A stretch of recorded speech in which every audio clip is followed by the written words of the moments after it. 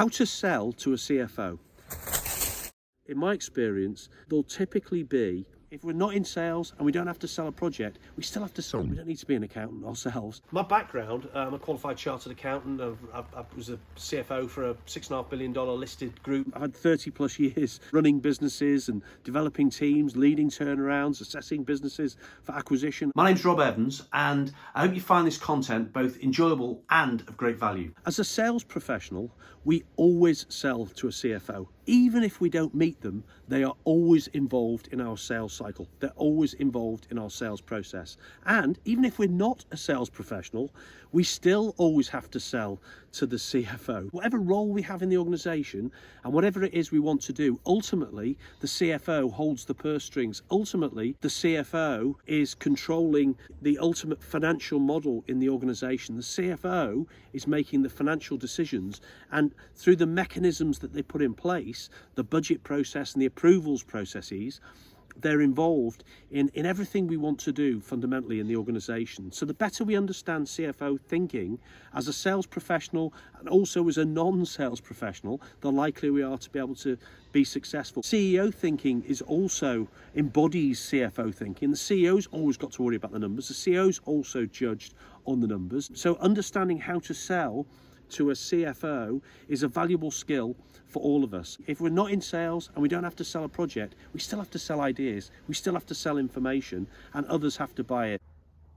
How do we set about preparing to engage with an organization with which we've been previously unfamiliar?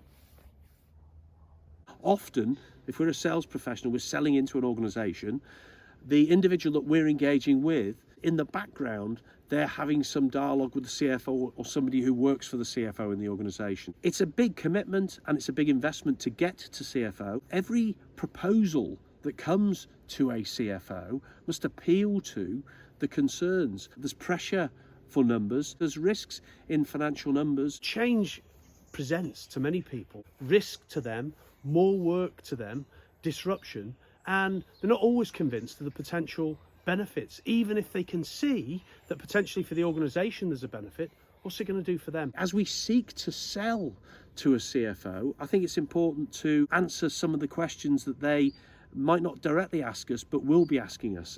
In other words, what's this going to do to the numbers? How can I have confidence that you've done this before? How can I have confidence that you're a trusted partner? How can I have confidence that you're not going to let us down? How can I have confidence that you're going to communicate very well? Appealing to the logic is much more important on the financial side, and appealing to the emotions probably more important to the beneficiaries of whatever proposal we're bringing to the organisation, because that's inevitably another department. It's the other individuals in the business that are more often emotionally attached to any proposal that we're bringing into an organisation. Well, I hope you're enjoying and getting great value from this video. Please give it a like and please subscribe. It really helps. Thank you. How do we set about having the capability to be able to appeal to a CFO? Understanding organisations, understanding organisational context, understanding numbers, because we're always operating in business. So we need business acumen. Engaging with business leaders, selling to business leaders, getting in the mindset of business leaders. Whether we have people reporting to us or not, we're always a leader. We've always got to influence people. We always need other people's help. We never operate in isolation.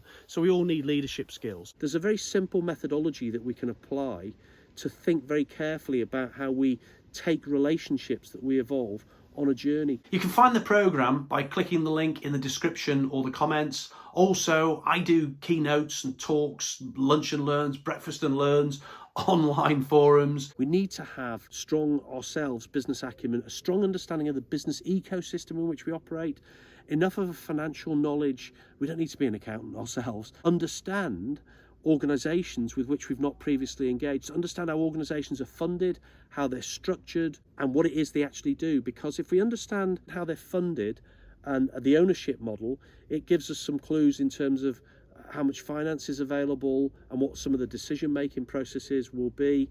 If we understand how organisations are structured, it can help us. For example, speaking to a head office is very different than speaking to an operational subsidiary.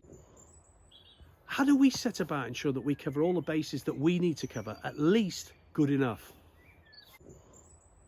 In my experience, there'll typically be any combination of 7 activity models that organisations are engaged with. And if we understand these 7 basic activity models, it very quickly gives us a clue on the type of systems they're going to have in the organization, the type of preoccupations, the business dynamics that are likely to be prevalent in that organization. It helps us quickly get into the mindset. When we interface with a business leader, when we interface with a CFO, we don't necessarily need to know their business better than they do. We're never going to know their business better than they do. A key part of building credibility is in asking sensible questions. Our ability to ask sensible questions is greatly enhanced by the knowledge that we have.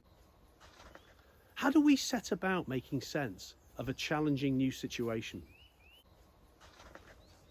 A lot of sales training is quite involved and quite complicated. Often it focuses on deal stages and it focuses on the nature of the specific deal-related dialogue that we encounter. But in essence, all of us that engage with business leaders, we need to be able to feel confident in having dialogue on a business level. That's why this overall business understanding is really helpful, because not only does it help us ask the right questions, but it also helps us feel confident when we're engaging. It's really important to be able to understand how to sell to a CFO, even if we don't meet them, because often the budget is being set very early in the process. So the more that we can appeal to the mindset of a CFO and the mindset of other business leaders too, the likely we are to be able to get in early enough on deals. So how to sell to a CFO, the better we understand business holistically, the better we understand the challenges that CFOs face, the better we understand their mindsets,